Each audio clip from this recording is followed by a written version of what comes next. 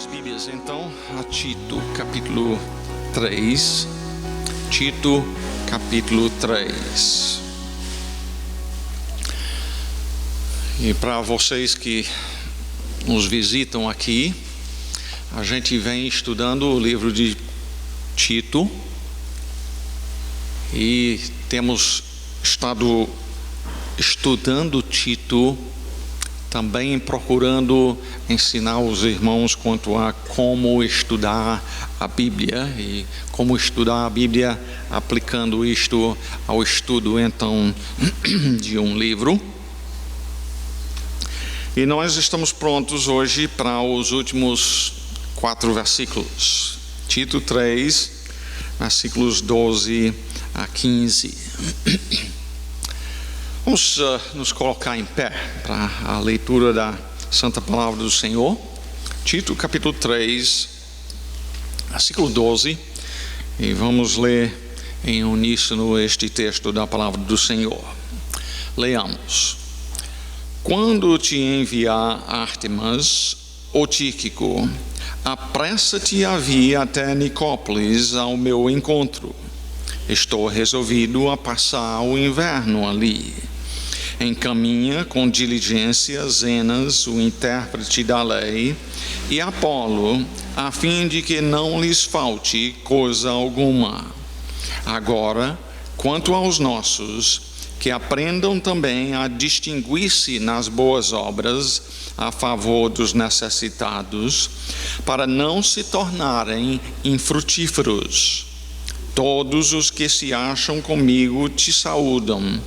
Saúda quantos nos amam na fé. A graça seja com todos vós. Amém. Podeis se assentarem.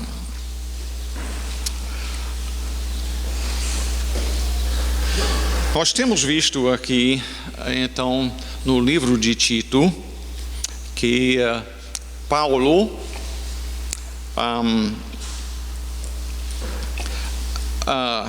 andou lá em Creta, andou acompanhado com Tito, e Paulo era um daqueles que trabalhava em fundar igrejas. E um dos propósitos dele, em termos de trabalhar em equipe, já andava com Tito, a fim de que as igrejas então começadas, eu digo igrejas porque Creta é uma ilha, então tinha várias cidades, e em cada uma dessas cidades, uma das coisas que Tito devia fazer era constituir presbíteros naquelas igrejas. E nós vimos então no capítulo 1 as qualificações para estes presbíteros ou pastores que teriam nas igrejas. Muito necessário porque tinha muitas coisas para pôr em ordem lá em Creta. Tinha pessoas que estavam ensinando doutrinas que estavam pervertendo casas inteiras, no versículo 11, e a estes, eles deviam, Tito devia fazê-los o quê? Calar, né? Não dando oportunidade para que homens gananciosos, simplesmente ensinando o que o povo queriam ouvir, a fim de ganhar dinheiro deles. Paulo diz: não dê oportunidade para eles, e combata também a doutrina falsa, errada que propagam. Ele fala sobre os cretenses no versículo 12 e menciona que isso aqui não é preconceito de um estrangeiro. Se lembra, Paulo não era de Creta, não. Isso aqui não é preconceito de um estrangeiro. Ele diz: um próprio profeta cretense disse: cretenses sempre mentirosos, feras terríveis, ventres preguiçosos. E Paulo diz: Tito, os cretenses são desse jeito, e em Cristo as suas vidas precisam serem transformados. E transformados, então, no capítulo 2, os homens idosos sendo pessoas temperantes ou bem controlados, respeitáveis, homens dignos de respeito, sensatos ou bem pensados no que fazem, sadios então na fé, no amor e na constância, não doentios nestas áreas importantes da vida cristã, a fé, o amor e na constância. As mulheres, as idosas, deviam também serem sérias no seu proceder, não deviam ser fofoqueiras, não deviam andar escravizadas ao álcool.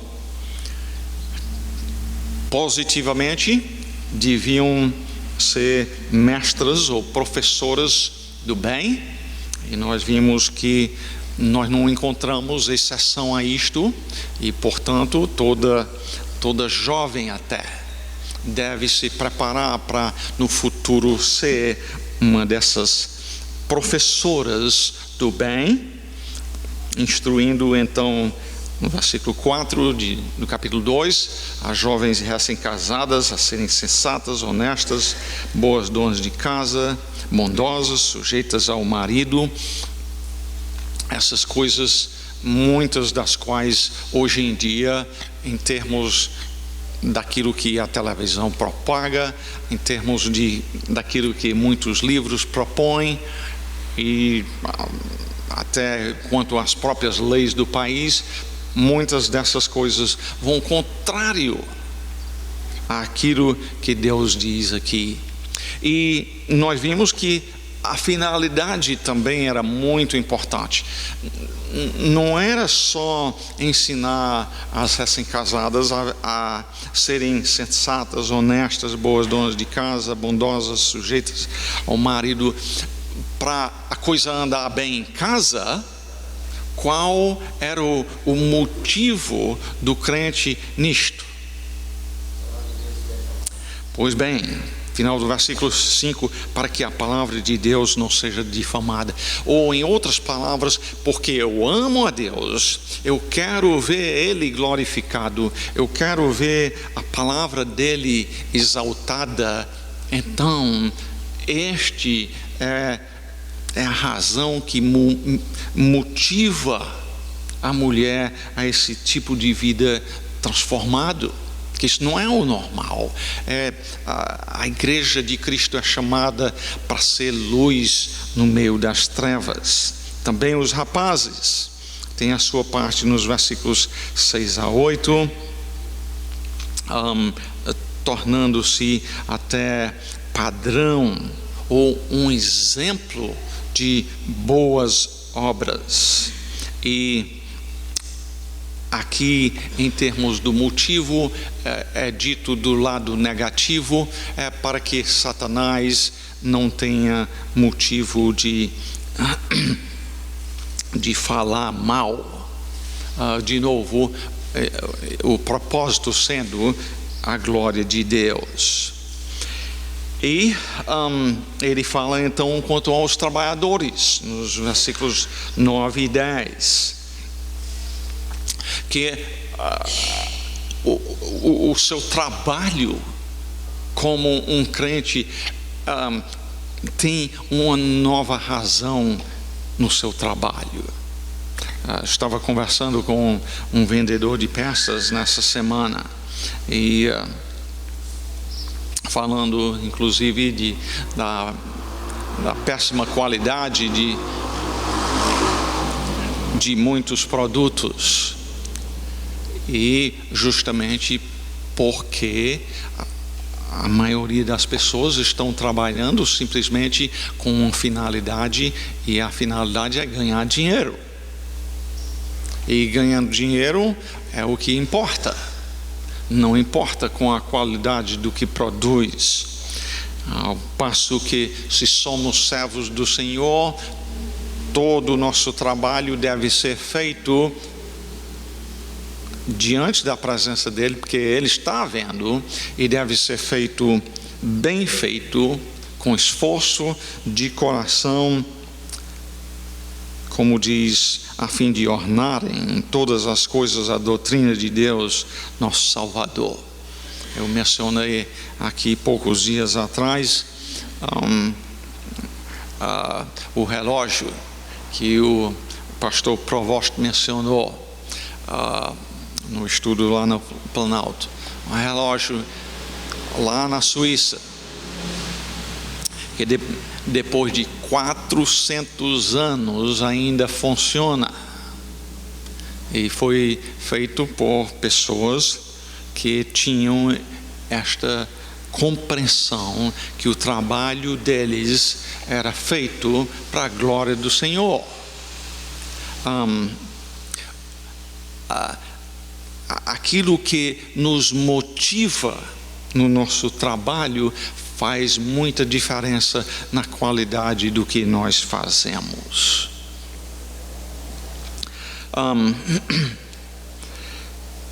Paulo diz então, continuando no capítulo 2, versículo 11, que a graça de Deus se manifestou salvadora. Ela nos leva a negar a vida velha, a repudiar a vida comum fora de Cristo, para vivermos em novidade de vida. E inclusive nos nossos relacionamentos com as autoridades, passando para o capítulo 3, sendo obedientes, respeitando as autoridades, ainda que a gente não concorde com eles em muitas das suas decisões, porém não devemos difamá-los. Nós podemos chegar a discordar de algo que fazem, sim, mas cuidar de não viver a difamá-los. E Paulo diz, é importante a gente lembrar isso no versículo 3, pois nós também outrora, antes de sermos salvos, nós também outrora éramos o quê? Nécios. Nécio é um tolo, um ignorante. Todos nós éramos isto, por natureza, desobedientes a Deus e a todas as autoridades que Ele constitui em nossas vidas. Essa era a nossa vida, uma de desobediência, desgarrados, saindo do caminho, não andando no caminho certo,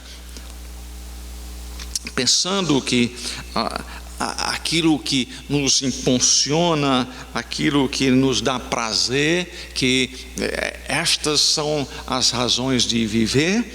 E Paulo diz que em vez de serem liberdade, realmente éramos escravos destas coisas. Então, em consequência, vivendo em malícia e inveja, odiosos e odiando-nos uns aos outros. Agora, que foi que fez a diferença? Está no versículo 4, não é? Quando, porém, isso aqui é a mudança do outrora para agora, né? Quando, porém, se manifestou uma transformação produzida por nós em nossas vidas? Não. Quando, porém, se manifestou a benignidade de Deus, nosso Salvador, e o seu amor para com todos. Da nossa parte, ele diz, não por obras de justiça praticadas por nós. Não foi nossa bondade que simplesmente precisava ser despertado. Não é que em o ser humano existe uma chama que só precisa abanar um pouquinho aquela brasa para surgiu um fogo bom. Não há isso. Paulo diz: Ele nos salvou. Toda glória a Ele, por causa do que Ele fez. Ele nos salvou mediante o lavar regenerador e renovador do Espírito Santo, que Ele derramou sobre nós ricamente por meio de Jesus Cristo, nosso Salvador, a fim de que, justificados por graça, não por obras nossas, não por mérito nosso, nos tornemos seus herdeiros segundo a esperança da vida eterna. Então nós vimos no versículo 8, Paulo dizendo: quero que no tocante a estas coisas faças afirmação confiadamente, para que os que têm crido em Deus, aí é o que o ser humano fez em consequência de Deus salvá-lo, estes devem ser então solícitos na prática de boas obras. E nós vamos ver um pouco mais sobre isto então, essas boas obras, no texto novo que estamos estudando hoje. Nota bem, então, no versículo 12: quando te enviar Ártemas ou Tíquico, apressa-te a vir até Nicópolis ao meu encontro. Paulo está falando a Tito aqui. Ele diz: eu quero que você venha ou vá até Nicópolis ao meu encontro. Estou resolvido a passar o inverno ali. Preste bem atenção logo na observação aqui. Paulo está em Nicópolis. Ele diz: estou resolvido passar o inverno aqui? Não, é ali. Então ele não está em Nicópolis, mas ele tem esse plano de estar lá e quer que Tito esteja lá com ele também. Agora, uma coisa interessante aqui é a questão de quando ele deve vir até Nicópolis. Quando é? Quando te enviar Ártemas ou Tíquico. É interessante isto. E por que é que um desses dois precisam chegar lá antes de Tito sair?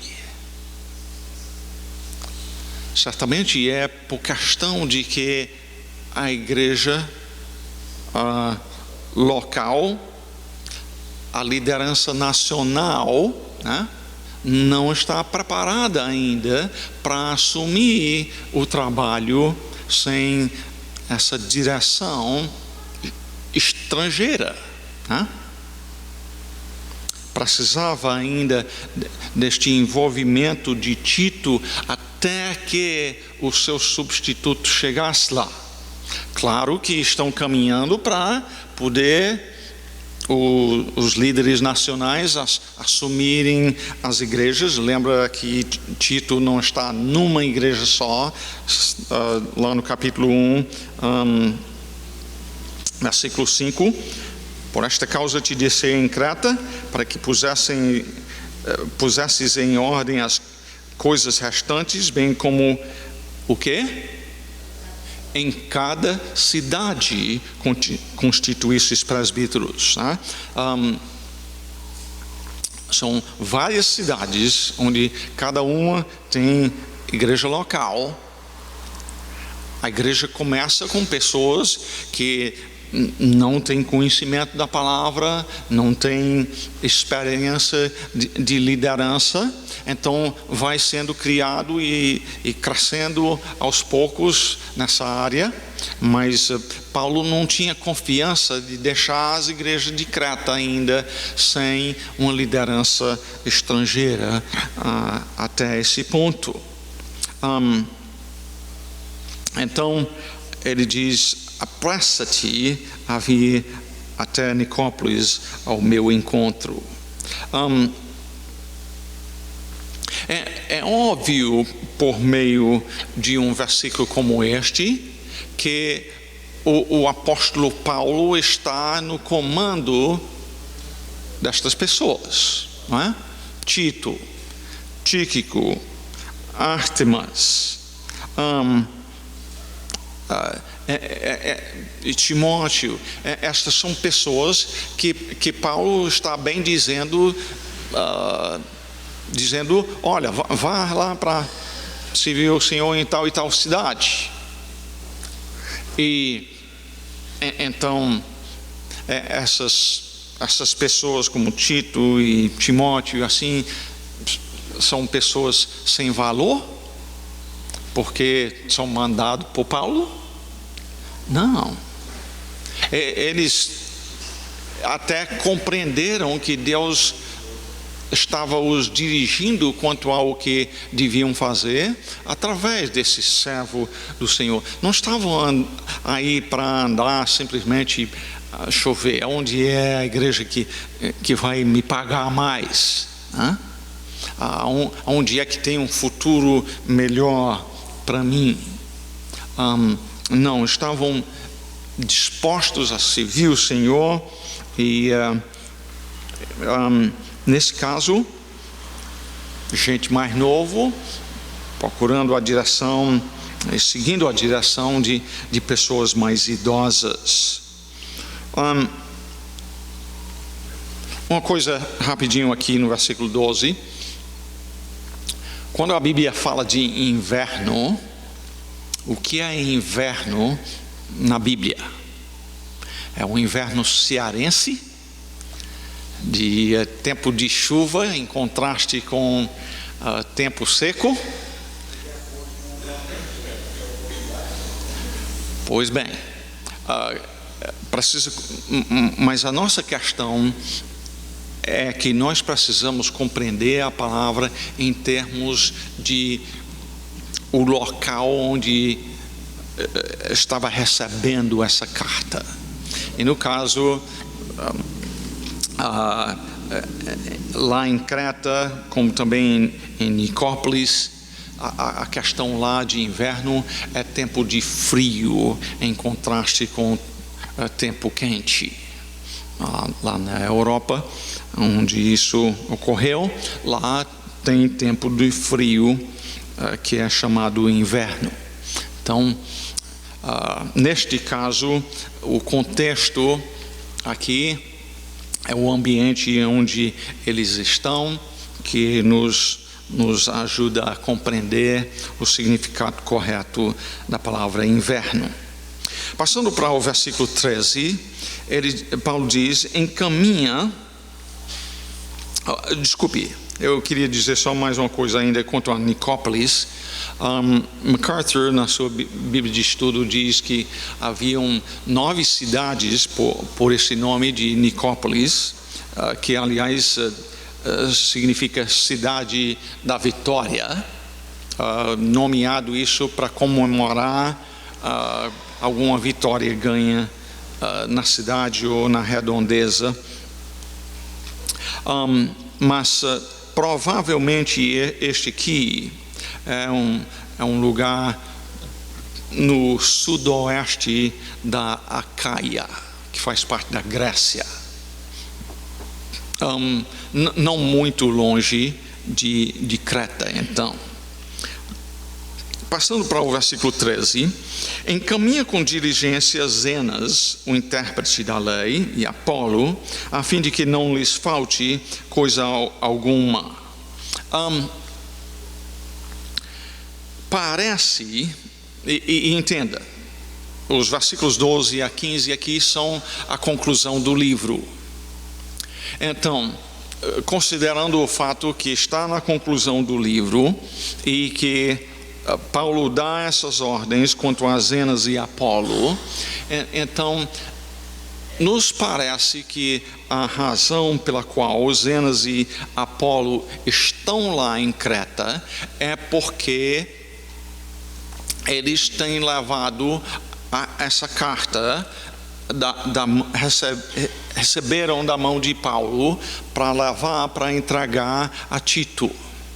Então, parece que é por isso que estão lá em Creta no momento, basicamente de passagem, pouco tempo, quem sabe, talvez passaram 2 semanas lá, um mês, tendo cada um os seus talentos. Zenas, esse é o único lugar que nós encontramos o nome dele na Bíblia. Quanto a ele, é dito que ele é intérprete da lei. Algumas traduções também chamam ele de advogado, um homem conhecedor da lei. No caso, nós não sabemos bem se é questão de um advogado que conhece as leis do país, ou se é um advogado ou intérprete no sentido de ser um estudioso da palavra de Deus. Pode ser isso também, questão de conhecedor da lei de Deus. Apolo, nós encontramos ele em Atos 18 e também em 1 Coríntios 1. Apolo era um homem muito, muito inteligente e muito conhecedor das escrituras do Velho Testamento, quando nós encontramos pela primeira vez em Atos capítulo 18, mas ele não conhecia a Jesus, não conhecia que Cristo havia vindo. E então outros discípulos de Paulo, Áquila e Priscila, chamaram ele em particular e o instruíram mais acerca de Cristo. Ele foi usado na igreja de Corinto, não certamente por vontade dele, mas apareceu lá um grupo de pessoas que se chamavam os de Apolo, como tinha também os que se chamavam de Paulo e outros de Pedro, e tinha essa divisão na igreja que não foi promovida pelos seus líderes. Certamente Apolo não se agradou disto, e deve ser a razão pela qual mais tarde ele não quis ir até Corinto, porque não queria promover em mais ainda esta divisão que tinha lá na igreja. Então, de qualquer maneira, a conclusão que nós temos é que estes homens estavam lá em em Creta, vieram entregar a carta e vão demorar pouco lá. E essa ordem, então, no versículo 13 é dada a quem? Quem deve encaminhá-los? Tito mesmo, né? Tu, Tito, encaminha com diligência, a fim de que não lhes falte coisa alguma. Enquanto estão lá, eles não são de lá, né? O que precisam?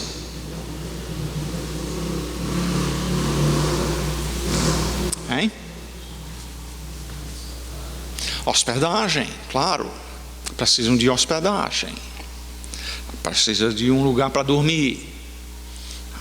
Precisam ser hospedados quanto ao comer. E Paulo diz: Tito, cuide bem desses irmãos. E até quanto à sua saída de lá, se eles vieram trazendo este texto da Bíblia, os cretenses estavam com isso recebendo algo precioso, né? E então ajudá-los na sua viagem em termos de talvez pagar o seu transporte, né? Paulo diz: faça isso com diligência. De novo, seria a questão de que é feito para o Senhor, então faça de uma maneira da qual o Senhor seria digno de receber isto como uma oferta a Ele. E versículo 14, nós queremos ocupar ainda algum tempo nesta parte. Paulo está findando o seu livro, e olha o que ele diz: agora, quanto aos nossos, que aprendam também a distinguir-se nas boas obras a favor dos necessitados, para não se tornarem infrutíferos. Você vê mais uma vez a importância de uma palavra-chave aqui no versículo. Aliás, são duas palavras-chave deste livro. E que são? Boas obras. Exatamente. Bem no finalzinho, Paulo tem mais uma palavra em relação a boas obras. Ele diz: agora quanto aos nossos. Quem são esses nossos que ele diz aqui? Os crentes lá de Creta, desculpe. Os crentes lá de Creta. E essa palavra nossos não é nossos no sentido de nosso para dominar, para a destruição ou mal dessas pessoas, ou para servirem a nós, mas são nossos em termos de nosso amor e querer-lhe o bem. E por isso Paulo diz: agora quanto aos nossos, que aprendam. A implicação de que precisam aprender isto é o quê? É coisa que vem natural da pessoa? Não. Eles têm sido salvos, têm nova vida em Cristo. A vida agora é outra. E por isso tem uma coisa que precisam aprender. E precisam aprender a distinguir-se nas boas obras. Em outras palavras, a serem conhecidos pelos seus vizinhos, pela região, conhecidos por prática do bem. Certamente ao nosso redor tem pessoas que têm fama ao contrário, não é? Fama de traficante, de bandido, de assaltante e assim por diante. Paulo diz: os nossos precisam ser conhecidos por boas obras. Agora,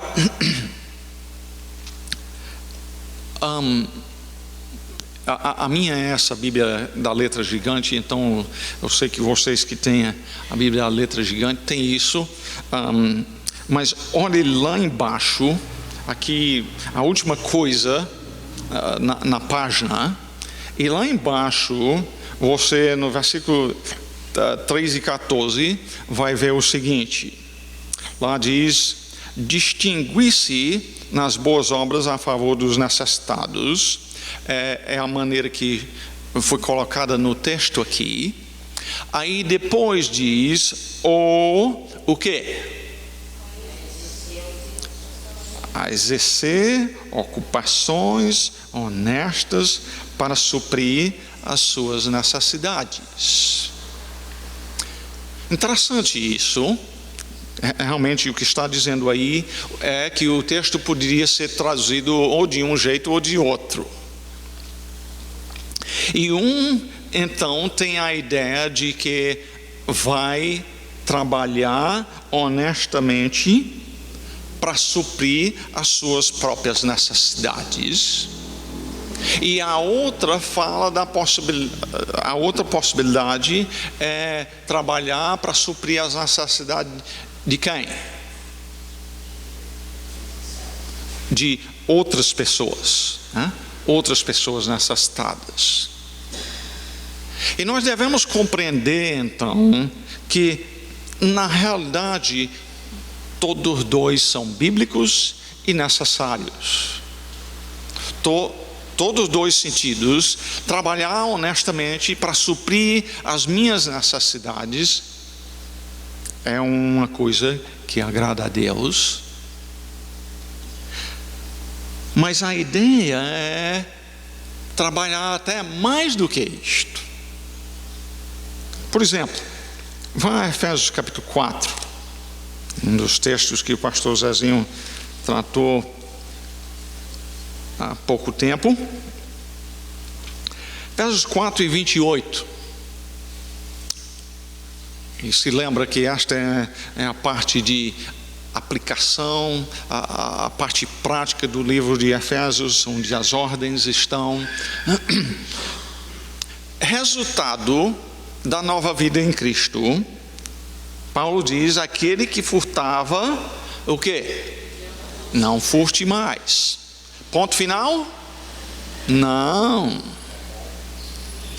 Não é só parar o roubo. Ele diz: antes trabalhe, fazendo com as próprias mãos o que é bom, para suprir as suas necessidades. Pois bem, tem que fazer isso sim. Mas a ordem é de uma vida tão transformada que, em vez de estar metendo a mão no que é alheio, roubando do suor, do trabalho dos outros, passa a trabalhar com tanta diligência que, muito mais do que só suprir as suas próprias necessidades, mas ainda tem de sobra para ajudar os outros. Tem que ter então uma transformação de coração para ocorrer isto. É a questão de ser uma nova criatura em Cristo. Só Cristo pode transformar um ladrão para uma pessoa se tornar generosa. Sim, Luciano.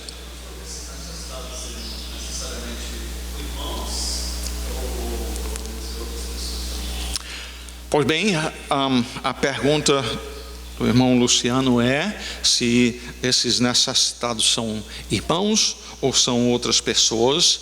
E Paulo nos responde isto em Gálatas capítulo 6, e versículo 9 e 10, diz, Gálatas 6, 9 e 10, e não nos cansemos de fazer o bem, porque a seu tempo ceifaremos se não desfalecermos. Por isso, enquanto tivermos oportunidade, façamos o bem a quem? A todos. E quem é esse todos aqui? Todos os irmãos? Olha, o restante diz, mas principalmente aos da família da fé. Então, todos aqui, no caso é quem? Tanto crente como descrente, né?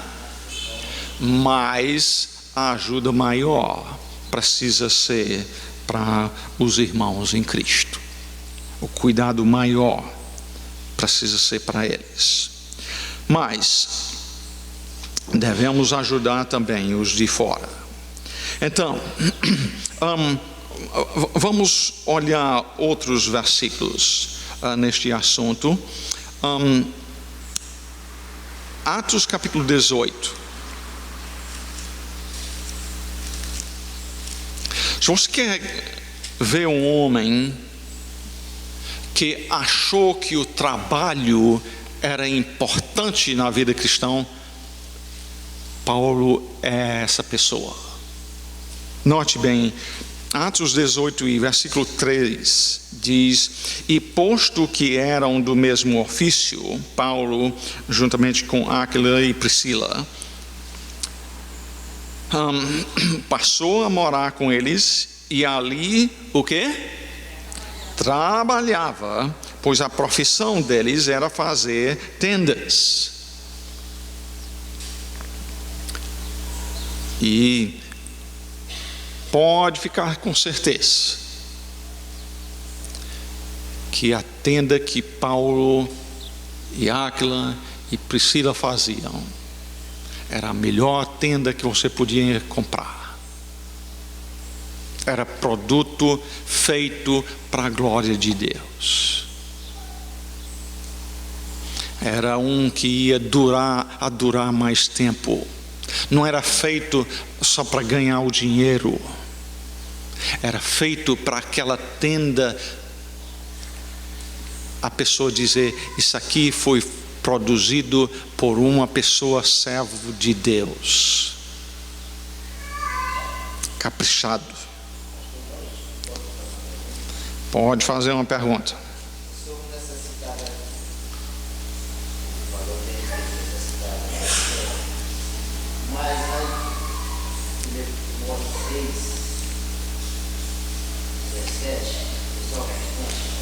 Mas em Deus, e tudo nos proporciona ricamente para o nosso casamento. Entender que não existe ninguém pobre, né? Ninguém necessitado.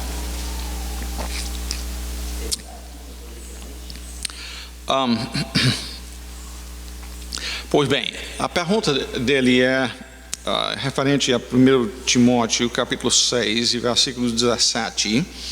Lá diz: exorta os ricos do presente século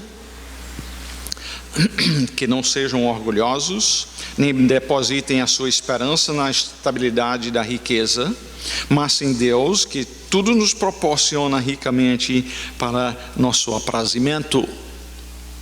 E nós estudamos isso alguns meses atrás, talvez mais de um ano atrás. E nós vimos lá que o rico não é meramente aquela outra pessoa que tem mais do que nós. Que o rico, aqui neste texto, Paulo está referindo-se a uma pessoa que tem mais do que o necessário. E nós vimos que, de modo geral, todos nós temos mais do que o necessário.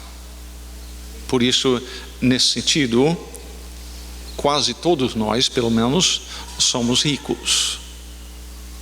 E não é desfazer nisto. Deus dá a riqueza para o nosso aprazimento, ou o nosso prazer, nossa alegria.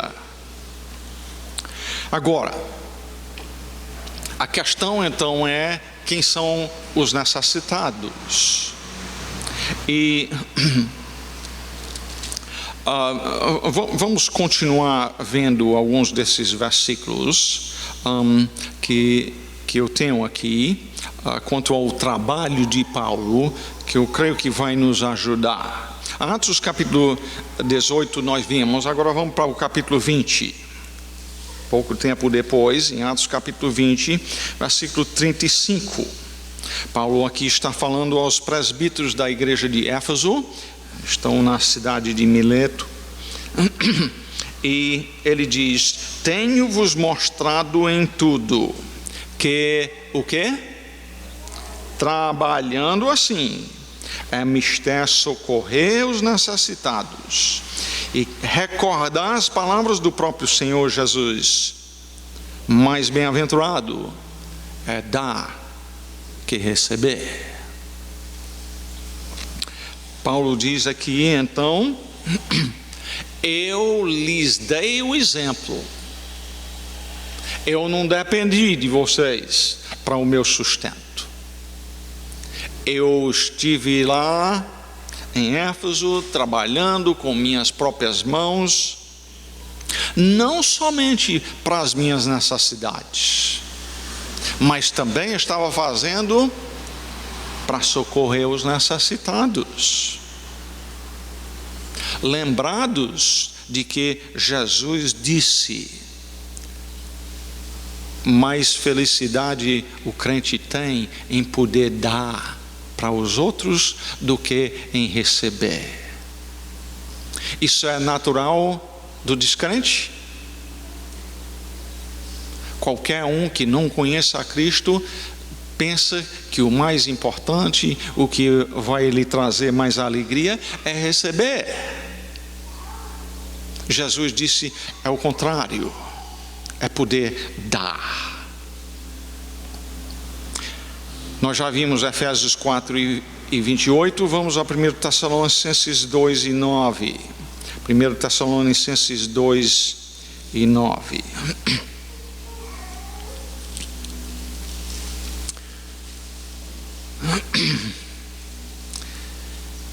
E parece, aliás, que tinha uma certa medida de preguiça lá em Tessalônica também, não só em Creta.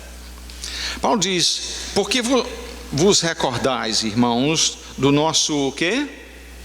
Labor e fadiga. O que é labor e fadiga? É trabalhar, né? Se cansar no trabalho. E de como 8 horas por dia bateu o ponto. É isso aí? Não.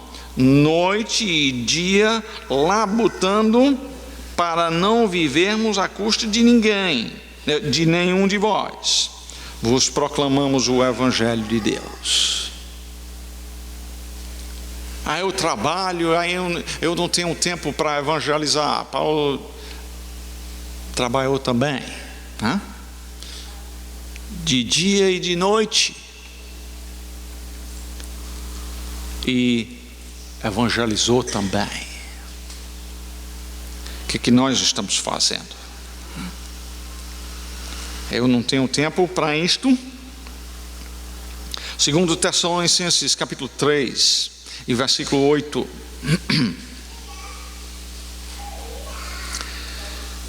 2 Tessalonicenses 3 e 8, nem jamais comemos pão à custa de outrem, pelo contrário, em labor e fadiga, de noite e de dia, fizemos o quê?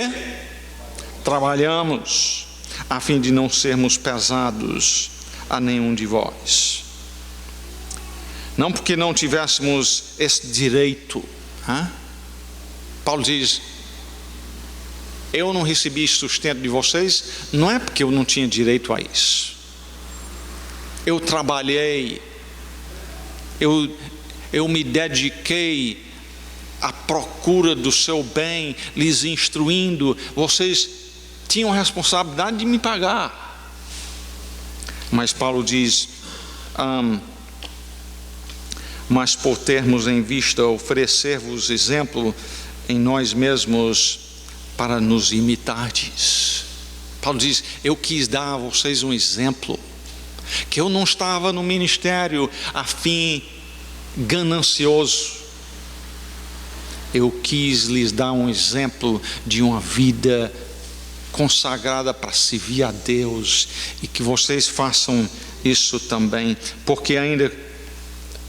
porque quando ainda convosco vos ordenamos isto: se alguém não quer trabalhar, então ajuda ele de comer? Não. Se não quer trabalhar, também não coma.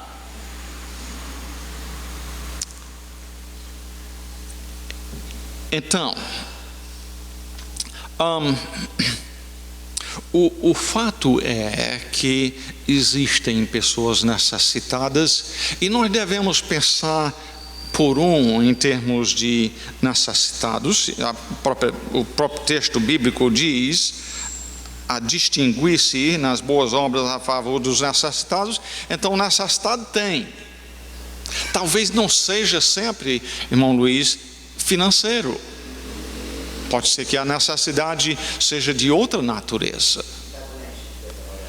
Pois bem, isso aí voltaria talvez mais à questão financeira. Quando a pessoa está doente e não pode trabalhar, não é questão de não poder trabalhar, não querer trabalhar, está doente e não pode, aí é tempo de socorrer os necessitados. Uma viúva com filhos, o marido morreu e deixou ela viúva, tem necessidade. Então tem situações onde a pessoa ficou desempregada, está trabalhando para procurar um emprego, mas está faltando no momento. Então tem sim gente necessitada materialmente. Mas nós certamente devemos pensar em mais do que só a questão financeira. Muitas vezes é questão de uma necessidade de uma exortação, é uma necessidade de uma instrução quanto a talvez a vida financeira, talvez a vida conjugal, talvez quanto à criação dos filhos. Talvez é um problema com ira. Que tal a igreja bíblica aqui ser uma igreja conhecida como um lugar que ajuda pessoas a vencer a ira? Tem gente irada ao nosso redor aqui? Como tem? O que leva um a matar outro? Não é? Está irado?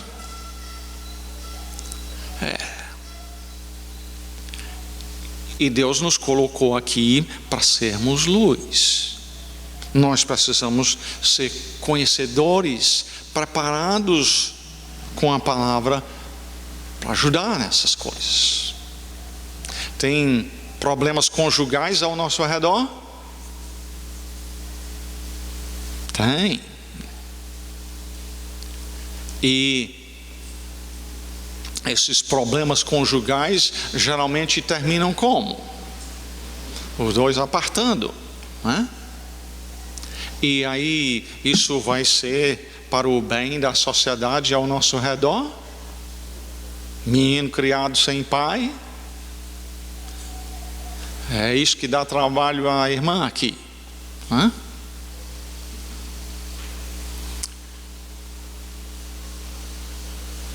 Que tal a igreja bíblica ter, talvez para começar, uma noite por semana em que se anuncia na vizinhança: nessa noite você pode vir para a igreja bíblica e nós temos pessoas preparadas para lhe aconselhar nas suas dificuldades conjugais. Tem pessoas necessitadas nesse sentido ao redor? Tem. A igreja precisa de pessoas preparadas nesse sentido, de ministrar a necessidades nessa área. Nós não temos feito muito na área, por exemplo, de alcançar pessoas viciadas nas drogas. Mas se tem alguém que tem uma mensagem que transforma vidas, nós temos. E tem problema ao nosso redor com drogas, não é?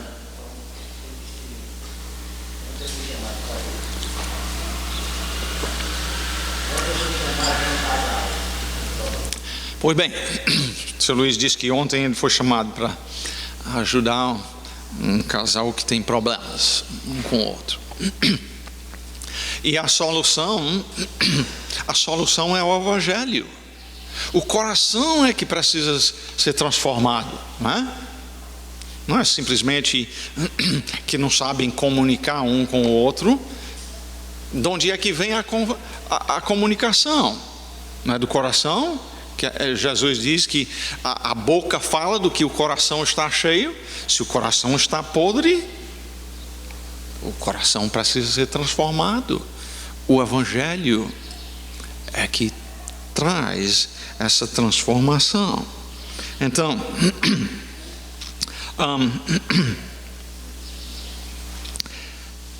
voltando lá, Tito, a distinguir-se nas boas obras a favor dos necessitados.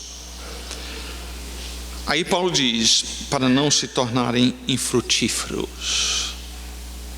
Aqui está a razão pela qual ele exorta a essas boas obras.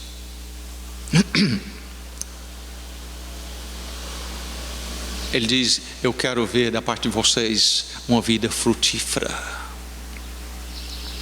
Lá em Mateus capítulo 7, falando dos falsos, em contraste com os genuinamente salvos, ele diz, pelos seus, o que o conhecereis? Pelos seus, o quê? Frutos. E não é, entenda uma coisa, não é meramente a questão exterior. Porque o exterior pode ser o mesmo de outra pessoa. E um está agradando a Deus e por outro lado o ofendendo.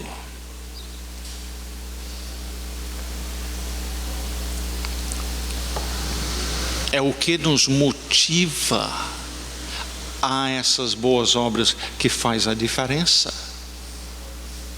É amor a Cristo que está nos estimulando a fazer o que fazemos, ou é para ganhar a salvação do Senhor? É para todo mundo olhar e admirar o que eu estou fazendo? Para poder viver uma vida mais confortável?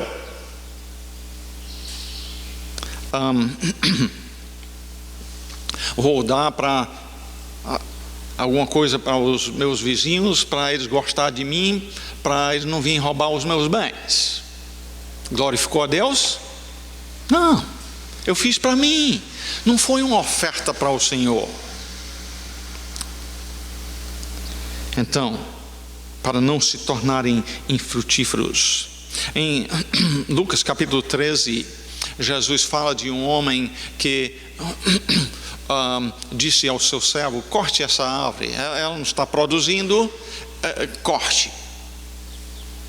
E o trabalhador disse, deixa eu estrumar, deixa eu podar, deixa eu tratar aqui, vamos ver mais um pouquinho, dá mais uns 3 anos aqui para ver se não produz. Tem uma tangerina aqui atrás no cantinho da minha casa, andou bem pertinho de ser cortado, porque não produzia nada.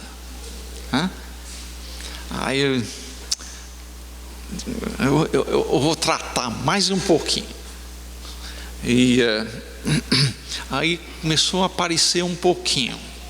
E nesse ano os galhos estão quase encostando no chão, não estão acostumados a sustentar o peso da fruta. Os galhos estão quase encostando no chão porque tem tanta fruta lá, verde ainda. Mas a ideia é a utilidade, é o fruto que é para ser produzido. Em João capítulo 15, versículos 8 e 16. Desculpe. Isso ocorre na noite em que Jesus foi traído. Ele está tendo algumas das suas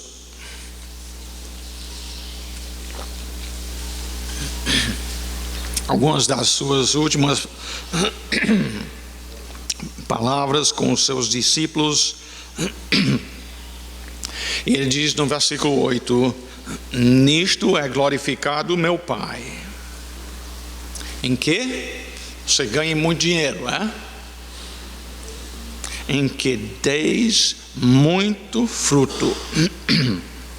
Versículo 16: não fostes vós que me escolhestes a mim, pelo contrário, eu vos escolhi a vós outros e vos designei para que vades e deis fruto, e o vosso fruto não seja simplesmente passageiro, mas permaneça, a fim de que tudo quanto pedirdes ao Pai em meu nome, Ele vos conceda.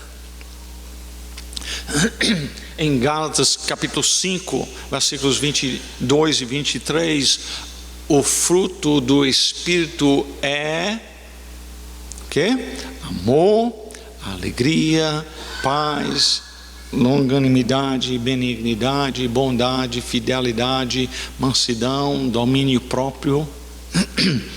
Isso é o fruto que deve ser produzido em nossas vidas. E finalmente, quanto a essa parte, Filipenses capítulo 4, Filipenses 4 e 17.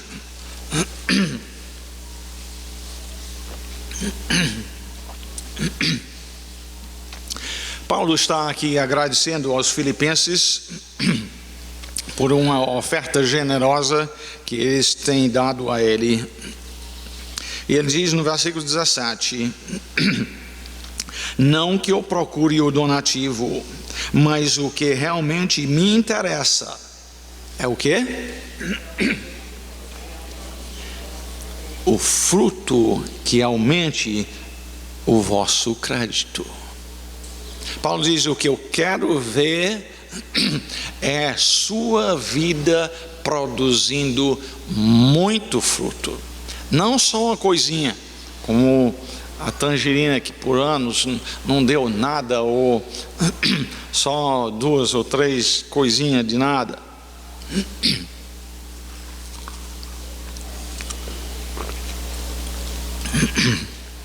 Deus é glorificado quando nossas vidas produzem muito fruto.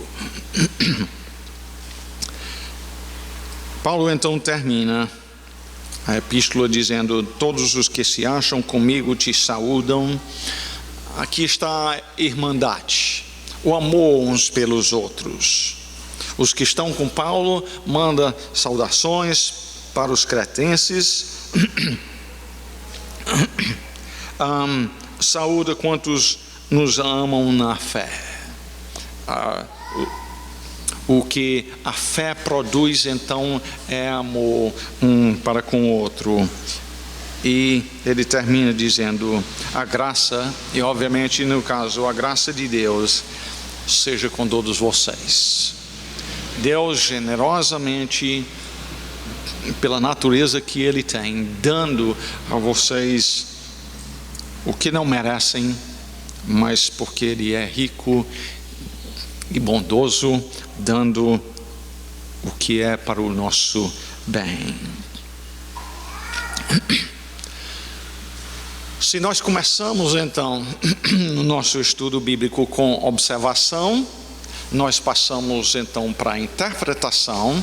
O que significa o que estamos lendo? O que significa inverno?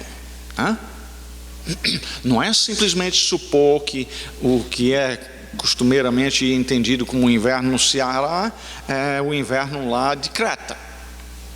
Precisa de um pouco de estudo para discernir isto. Se bem que no caso o inverno não é das coisas principais. Mas finalizar o estudo então com aplicação. E deixa eu dar a vocês aqui algumas perguntas. Se quiser anotar, é bom que façam isso. Se não, pega a gravação depois com o Abraão e o Jorge. Mas está aqui umas perguntas para lhe ajudar na aplicação. Há algum exemplo que devo seguir? Naquilo que estudamos hoje, tem algum exemplo bom para você seguir? Há alguma ordem que devo obedecer? Esse texto tinha ordem? Tinha. Aqui no versículo 14, aprenda a distinguir-se nas boas obras, seja no trabalho e na maneira que trabalha, seja quanto a ajuda a outros. Outra pergunta: há algum erro que devo evitar? Algum erro que devo evitar? Talvez nesse texto não teve um exemplo de um erro a evitar.